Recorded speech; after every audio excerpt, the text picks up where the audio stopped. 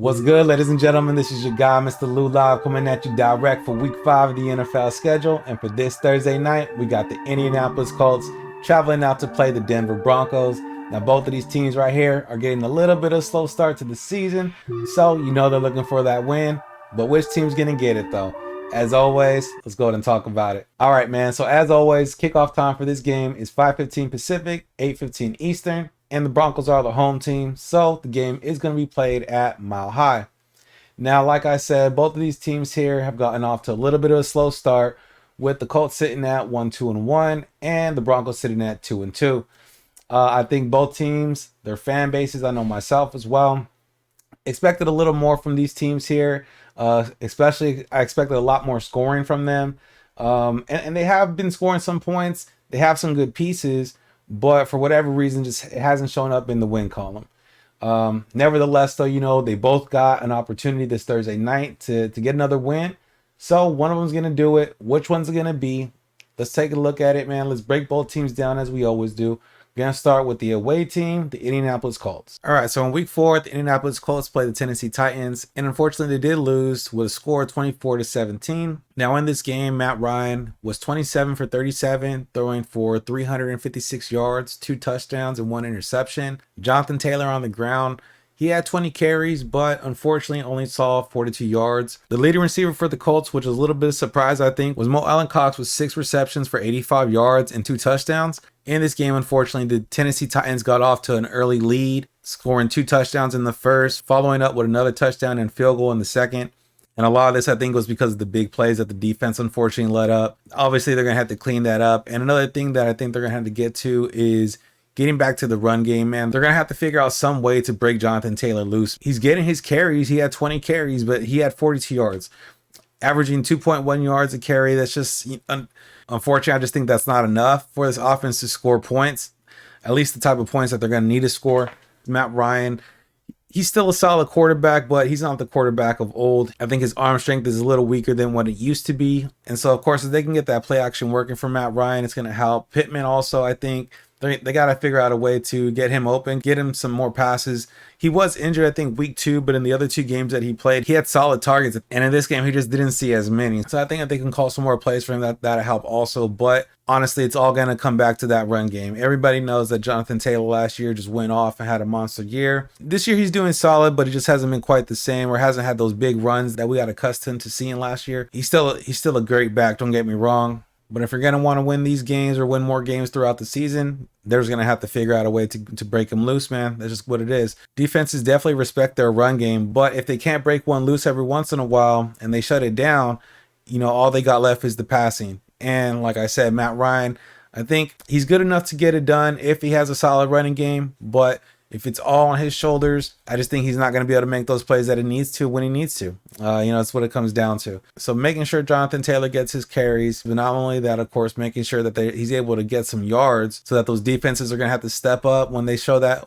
And who knows, maybe some of their other receivers and tight ends step up. In the past couple of weeks, we've been seeing some of that. Obviously, this last weekend with Mo Allen-Cox scoring those 2 touchdowns and 85 yards and 6 receptions, had himself a good game. Not only that, some of the other receivers had some big plays too. Also, of course, their defense has to stop giving up big plays. That's another thing that I seen in this game was a lot of big plays being given up. And honestly, they're not doing too bad as a defense, but from time to time, it does seem like they do give us some big plays. So if they can clean up those big plays, of course, it's going to make it better for the offense. Well, let's go ahead and take a look at the home team now, the Denver Broncos.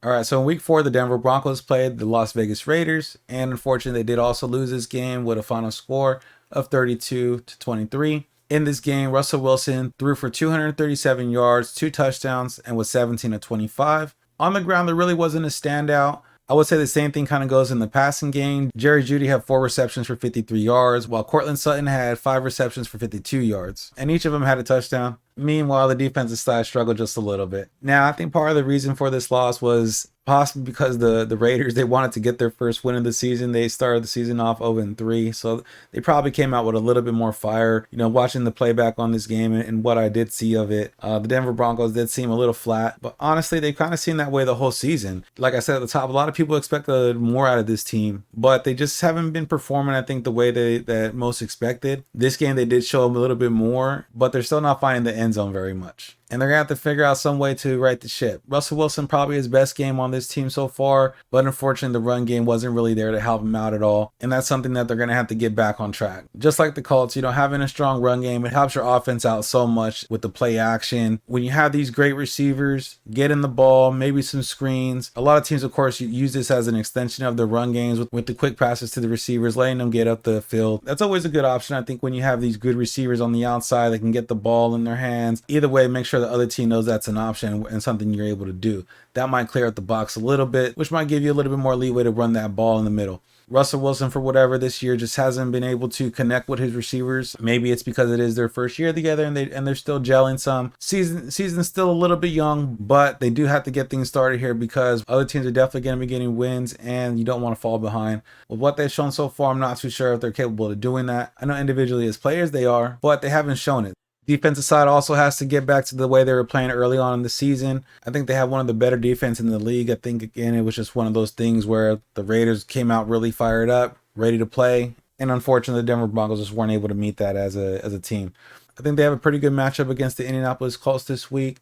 So let's go ahead and get to my prediction now and see which team I got. All right, man, who I got? Thursday Night Football, Indianapolis Colts, Denver Broncos. When I look at both of these teams here, it's hard to pick one because I don't think there's one team that it's clear cut above the other. I think they're both pretty even. I think they both have had their struggles. And when I look at teams like this or games like this, I tend to look at each quarterback.